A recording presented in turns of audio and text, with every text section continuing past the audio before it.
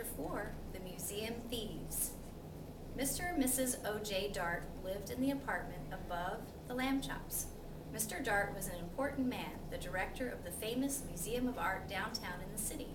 Stanley Lambchop had noticed in the elevator that Mr. Dart, who was ordinarily a cheerful man, had become quite gloomy. Here's the picture. But he had no idea the reason. And then at breakfast one morning he heard Mr. and Mrs. Lambchop talking about Mr. Dart. "I see," said Mr. Lambchop, reading the paper over his coffee cup. "That still another painting has been stolen from the famous museum. It says here that Mr. O.J. Dart, the director, is at his wit's end." "Oh dear, are the police no help?" Mrs. Lambchop asked. "It seems not," said Mr. Lambchop. "Listen to what the chief of police told the newspaper. We suspect a gang of sneak thieves. These are the worst kind. They work by sneakery, which makes them very difficult to catch. However, my men and I will keep trying. Meanwhile, I hope people will buy tickets for the policeman's ball and not park their cars where signs say don't." The next morning, Stanley Lambchop heard Mr. Dart talking to his wife in the elevator. "These sneak thieves work at night," Mr. Dart said. "It is very hard for our guards to stay awake when they have been on duty all day. And the famous museum is so big, we cannot guard every picture at the same time. I fear it is hopeless, hopeless, hopeless." Suddenly, as if an electric light bulb had lit up in the air above his head, giving out little shooting lines of excitement, Stanley Lambchop had an idea. He told it to Mr. Dart. "Stanley," Mr. Dart said, "if your mother will give you permission, I will put you and your plan to work this very night." Mrs. Lambchop gave her permission. "But you will have to take a long nap this afternoon," she said. "I won't have you up till all hours unless you do." That evening, after a long nap, Stanley went with Mr. Dart to the famous museum. Mr. Dart took him into the main hall, where the biggest and most important paintings were hung. He pointed to a huge painting that showed a bearded man wearing a floppy velvet hat playing a violin for a lady who was on a couch. There's the painting. There was a half-man, half-horse person standing behind them, and 3 fat children with wings were flying around above.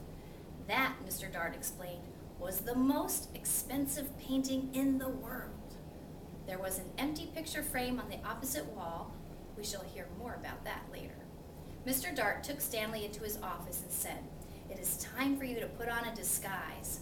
"I already thought of that," Stanley Lambchop said, "and I brought one, my cowboy suit. It has on a red bandana that I can tie over my face. Nobody will recognize me in a million years." "No," Mr. Dart said, "you will have to wear the disguise I have chosen." From a closet, he took a white dress with a blue sash, a pair of shiny little pointed shoes, a wide straw hat, and a blue band that matched the sash, and a wig and a stick. The wig was made of blonde hair, long and done in ringlets. The stick was curved at the top, and it too had a blue ribbon. "In this shepherdess disguise," Mr. Dart said, "you will look like a painting that belongs in the main hall. We do not have cowboy pictures in the main hall." Oh, Stanley was so disgusted he could hardly speak. "I will look like a girl, that's what I will look like," he said. "I wish I'd never had my idea." But he was a good sport, so he put on the disguise. Back in the main hall, Mr. Dart helped Stanley climb up into the empty picture frame. Stanley was able to stay in place because Mr. Dart had cleverly put 4 small spikes in the wall, 1 for each hand and foot. The frame was a perfect fit. Against the wall, Stanley looked just like a picture. "Except for one thing," Mr. Dart said. "Shepherdesses are supposed to look happy. They smile at their sheep and at the sky. You look fierce, not happy, Stanley." Stanley tried hard to get a faraway look in his eyes and even to smile a little bit. Mr. Dart stood back a few feet and stared at him a moment. "Well," he said, "it may not be art, but I know what I like." He went off to make sure that other parts of Stanley's plan were taken care of, and Stanley was left alone. It was very dark in the main hall. A little bit of moonlight came through the windows, and Stanley could just make out the world's most expensive painting on the opposite wall. He felt as though the bearded man with the violin and the lady on the couch and the half-horse person and the winged children were all waiting, as he was, for something to happen. Time passed, and he got tireder and tireder. Anyone would be tired this late at night, especially if he had to stand in a picture frame balancing on little spikes. Maybe they won't come, Stanley thought. Maybe the sneak thieves won't come at all. The moon went behind a cloud, and then the main hall was pitch dark. It seemed to get quieter, too, with the darkness. There was absolutely no sound at all. Stanley felt the hair on the back of his neck prickle beneath the golden curls of the wig. Creak! The creaking sound came from right out in the middle of the main hall, and even as he heard it, Stanley saw, in the same place, a tiny yellow glow of light. The creaking came again, and the glow got bigger. A trap door had opened in the floor, and two men came up through it into the hall. Stanley understood everything all at once. These must be the sneak thieves. They had a secret trapdoor entrance into the museum from outside. That was why they had never been caught. And now tonight they were back to steal the most expensive painting in the world.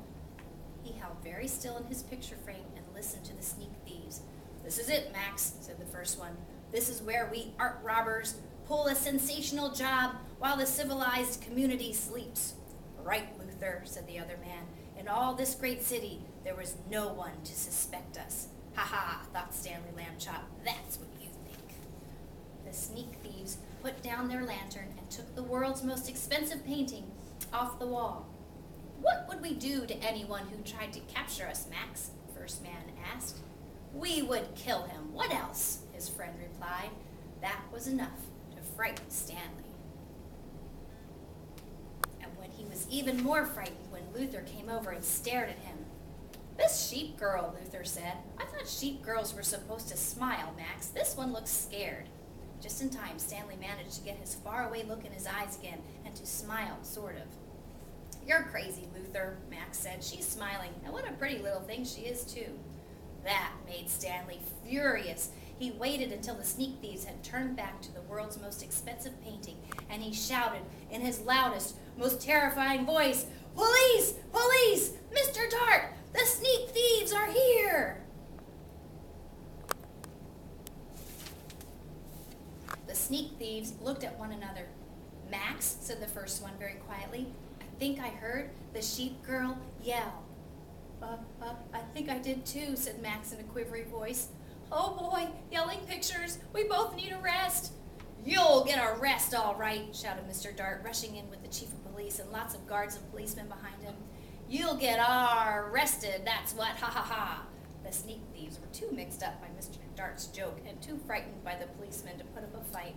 Before they knew it, they had been handcuffed and led away to jail. The next morning in the office of the chief of police, Stanley Lambchop got a medal. The day after that, his picture was in all the newspapers.